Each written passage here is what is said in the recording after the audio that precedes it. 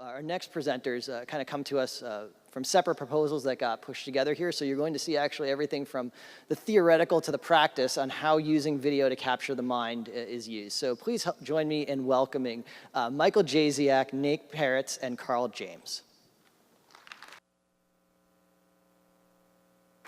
Thank you. Appreciate it. Good afternoon, and thanks for joining us once again. All three of us are actually going to speak, and we've timed this, so we should be right around 13 minutes.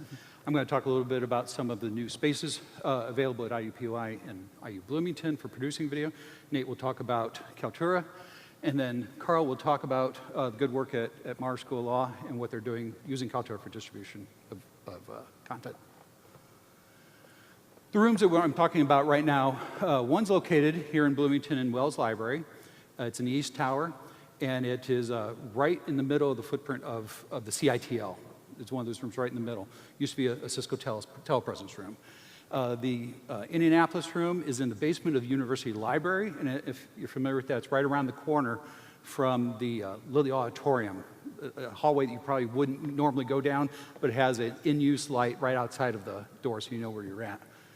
We began operations in Bloomington last year around March. Indianapolis, a little bit later, we had some delays with contractors renovating the room. That was in November, and we really like to thank both libraries, Indianapolis and Bloomington, for making the space available. In Indianapolis, we actually had to divide an existing room into half because the library still wanted half of that. Both of those rooms are staffed by hourlies. We have Sam Underwood here in Bloomington and Mike Anthony in Indianapolis.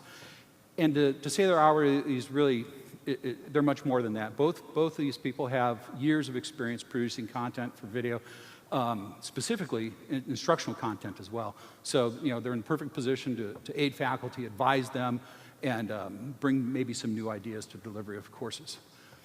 And we do have some partners. We do have partners here. E-Learning Design and Services, the project began with them, actually, and then it was handed off to Learning Spaces. We also collaborate quite a bit with the IU Centers for Teaching and Learning.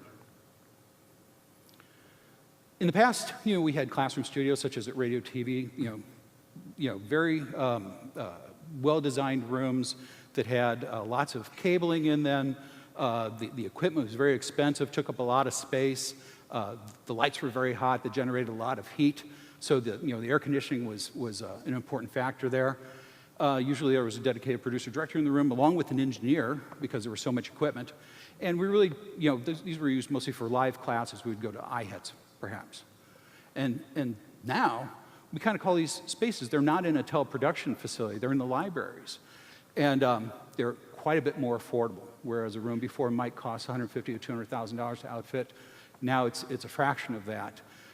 Integrated production equipment such as the Sony Anycast, which is a machine that combines probably 8 different types of equipment: video switcher, audio mixer, camera control unit, character generator. All those things are in one unit with 2 touch screens. It's really something to see. And also cooler lighting. So we're using LED lights now. Don't have to worry about outfitting those rooms for increased HVAC, get the air conditioning in there. One person can use them, and instead of a control room, the single person is actually in the room with the faculty members. There's a fair amount of interaction going back and forth, and as we'll talk about in a little bit, extensive distribution. Now that things are digital, we can distribute on the World Wide Web. Obviously, with the various platforms, we have quite a few more options available. This is the Indianapolis room, and everyone's seen chroma key, green screen. They call it green screen. You may have seen the weather people in front of the map. We make the same technology available to faculty members.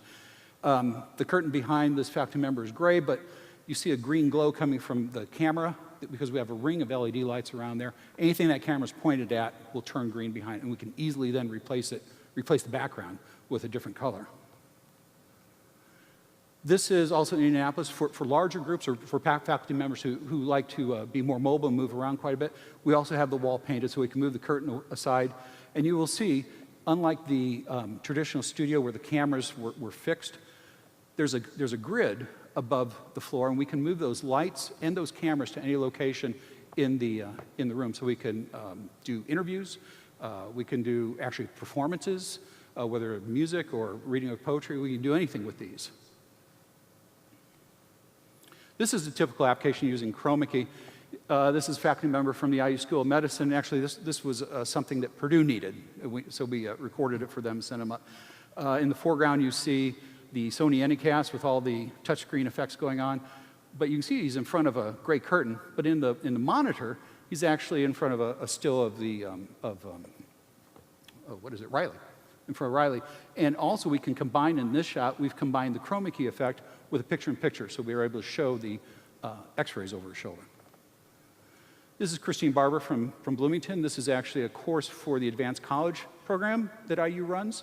So her course that she teaches is actually being carried via Kaltura to high schools across Indiana. And those high school students are actually getting real college credit.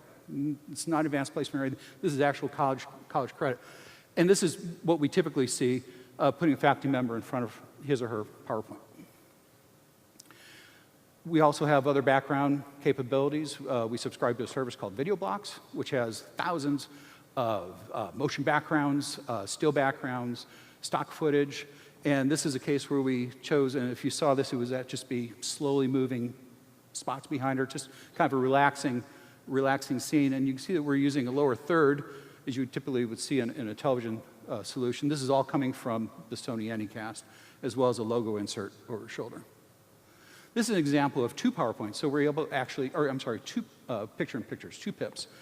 One with the PowerPoint and one with the faculty member with a chroma key on it. So there's all sorts of multiple combinations you can do with this. This is one of my favorites. This was done by Sam Underwood here in Bloomington. This is for Spanish and Portuguese, Department of Spanish and Portuguese. These two people were actually right next to each other. So when they were talking and having this mock conversation dialogue, we didn't have to edit too much of that. That was all natural. They were just talking back and forth, but looking at the camera. And then Sam took it into Premiere, into post-production with the logos and made it look like it was actually a Skype interaction, which was great. Everyone's heard of the smart boards. You can write on those. This is the Smart Podium. Same company. It's an LCD screen. You can draw on that, and we can actually put you in front of that if you wish. So you can draw in different colored inks over PowerPoint presentations or specialized applications such as this, which is Pro Tools. We do have a teleprompter. It's very popular. People use the teleprompter all the time. And because of the light ring, when we use that, we can't use an over-the-lens teleprompter. So a laptop, and we're actually getting ready to implement iPads that will sit right above or below the lens. As long as you can keep the faculty member looking straight at the lens, it works great. This is and speaking of virtual sets and backgrounds, this is a group course, actually, A201. And let me say quickly also that we will also work with faculty members from across the state. These faculty members were completely from all the IU systems statewide. We've done works for Kokomo and other campuses as well. But they came down, we recorded their course introduction, and chose something from, once again, from one of the stock photo services. We're able to put that as background. And I don't know if that shows up very well, but that's curtains in the background. We made those very quickly in Photoshop. It's just a Photoshop file. And of course, he's sitting in front of the colored background. Here, we really like Kaltura. Nate's going to talk a little bit about that. And it's great. We can work with faculty members so well with this. Typically, workflow, and what you see right now is the channel for Y103, Christine Barber's course. And what we do is we can upload the draft versions of it. Christine can look at those, see if they're good or bad. If something needs to be changed, we need to edit something, and she can review and comment on those. And when it's ready to go, we just make her a co-publisher, and she brings it into her Canvas course very easily. And the group coming up after us actually is going to talk more about closed captioning, which we really love. The automatic machine-generated closed captioning is wonderful. Our current clients, IU Bloomington on the left, IUPUI on the right. Both schools of law were some of our early clients. They worked really well with us. Arts and Sciences on the left, School of Public Health on the right, actually Fairbanks School of Public Health. So we have both on both campuses. Informatics, the School of Education at IUPUI, they make great use of this space as well. Liberal Arts, School of Medicine, as we said earlier. So thank you for listening, and I'm going to hand it off to Nate. He's going to talk more about Kaltura as a delivery channel. Thanks, Mike. Kaltura is a video-on-demand service that allows media management, collaboration, and creation of the media here at Indiana University. Anybody statewide can use it that's at IU, faculty, staff, and students, all schools as well. We work quite a bit with Kelley School of Business, School of Public Health, the law school, and many other schools. All courses in Canvas have the Kaltura integration as well here. There's two parts of Kaltura. There's the Canvas integration. Every single course by default will have two tools, My Media and Media Gallery. My Media is user-specific, and Media Gallery is where you can share with the instructors. And then you have a YouTube field called Media Space. This is where you can upload as well and share publicly. You have total access control here. You can create folders, directories, and so forth here.